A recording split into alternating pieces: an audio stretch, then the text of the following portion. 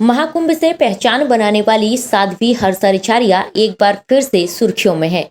मकर संक्रांति के मौके पर जबलपुर पहुंची हर्षा ने कहा कि बीते 1.5 साल में उन्हें जिस तरह लगातार विरोध, तिरस्कार और मानसिक दबाव का सामना करना पड़ा, उसने उन्हें भीतर तक तोड़ दिया है। इसी पीड़ा और हताशा के चलते उन्होंने अब धर्म प्रचार से दूरी बनाते हुए ग्लैमर की दुनिया में वापसी का ऐलान कर दिया है।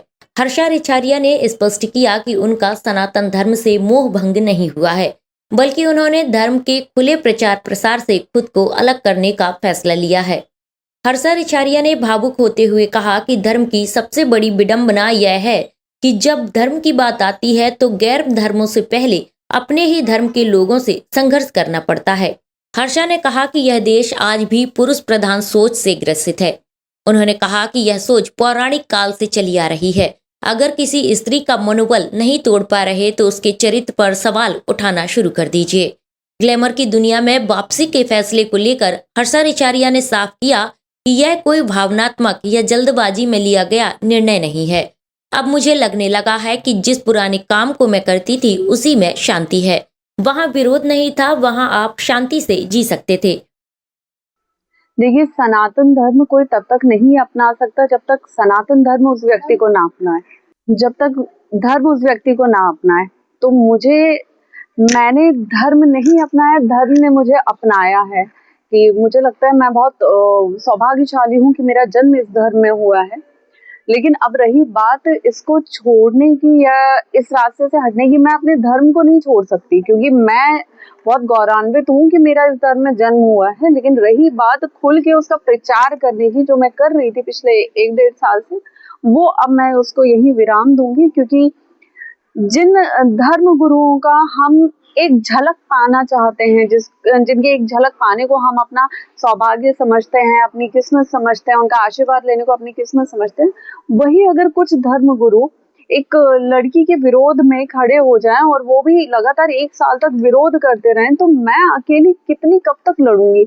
और सबसे बड़ी बात पता है क्या है कि हमारे धर्म की ये खासियत है कि जब हम धर्म के विषय में बात करना शुरू करते हैं ना, तो गैर धर्मों से पहले हमें खुद के धर्मों के लोग से ही लड़ना पड़ता है। उन्हीं के सवालों का जवाब देना पड़ता है, उन्हीं के पूरे शक को क्लियर करना पड़ता है कि नहीं भाई ऐसा नहीं ऐसा है। तो इसमें हम दूसरों से क्या बोलें, दूसरों का क्या करें कि पहले हमारे खुद के धर्म में वो एकता हो जाए। यहाँ पे स्वाभिमान, यहाँ पे ईगो इतना क्लैश होता है कि कोई लड़की कैसे आगे बढ़ रही है उसको कैसे रोकना है, उसको कैसे नीचे गिराना है। और सबसे बड़ी बात ये हमारे पौराणिक काल से अभी तक चला आ रहा है कि अगर आप किसी लड़की का मनोबल, किसी स्त्री का मनोबल नहीं तोड़ पा रहे हैं, तो उसके चरित्र को आप निचोड़ना शुरू कर दीजिए, फिर तो वो लड़की टूटेगी ही टूटेगी। तो ये तब भी हो रहा था, ये आज भी हो रहा है, और ये पता नहीं कब तक होगा कि कितना आसान हो जाता है कि एक लड़की को तोड़ना और हर तरह से तोड़ना। और आज मुझे लगता है कि अगर मेरे विरोध में 10 लोग भी खड़े हुए हैं, तो वो 10 लोग कम से कम इतना मानते हैं कि मैं उन 10 के बराबर अकेली खड़ी हूँ। तो अंत में जितनी भी मुझे परीक्षाएं देनी थी इस 1 साल में, मैंने बहुत की, मैंने सबको एक करने की कोशिश की, मैंने सबको प्रणाम किया, सबको लेकर चली। लेकिन अब मैं इन परीक्षाओं को यही विराम देती हूँ, और अब मैं अपने पुराने काम को जो मैं करती थी उसको अच्छे से पूरा करूंगी। और मुझे लगता है कि वो ऐसा काम था जिसमें विरोध नहीं था। मेरे खिलाफ जो विरोध हो रहे हैं वो एक पूरे मेजोरिटी बना के हो रहे हैं कि सामने आप किसी के भी पास जाएंगे, आप किसी को भी पूछेंगे मेरे लिए, तो वो बोलेंगे हाँ बहुत अच्छी बेटी है, बहुत अच्छी बहन है, वो सनातन के लिए काम कर रही है, हम उसके साथ हैं। लेकिन आप इस चीज को नोटिस क्यों नहीं करते कि बैक कैमरा या विदाउट मीडिया कितने लोग मेरा सहयोग कर रहे हैं, कितने लोग मेरा साथ दे रहे हैं, कितने लोग मेरे साथ खड़े हैं। मुझे ये बता दीजिए। मेरे पीठ पीछे ये बातें होती हैं कि भाई उसका साथ किसी को नहीं देना है, मेरे पीठ पीछे कुछ संत मिलके ये विषय पूरा साझा करते हैं कि उनके साथ किसी को मिलना नहीं है, उनसे उनका कोई सहयोग नहीं करेगा। तो मैंने किया क्या है?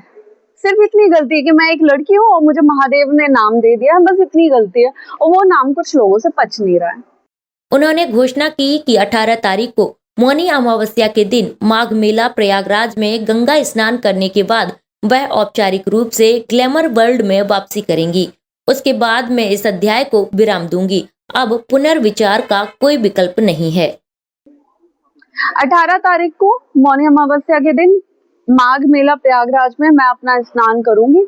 उसके बाद मैं हर हर महादेव बोल दूंगी। पुनर्विचार का कोई ऑप्शन नहीं है? पुनर्विचार